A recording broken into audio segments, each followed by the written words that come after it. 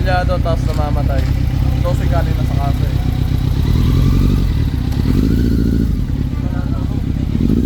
Oo nga no.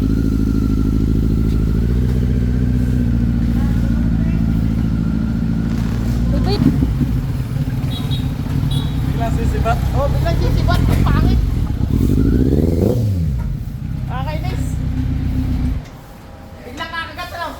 Inline 3. Nagtutunog inline 3 tapos pag sino mo bibat, inline 4 na siya. Biglang kakagat niya. Biglang kakagat. Gago. Alam mo mamatay tapos biglang sisibat. Nakakainis. Galing na sa kaso wala pa. Biglang stuck daw dun. Ayan guys, tapos na. Kanina nag-inline 3 yung tunog. Ngayon, pinalitan natin ng spark plug, FI cleaning engine sa remap. And then cellphone holder, kinabitan natin. Ayan. May ano yan, mobilizer yan. At wireless charging and USB charging. Ayan.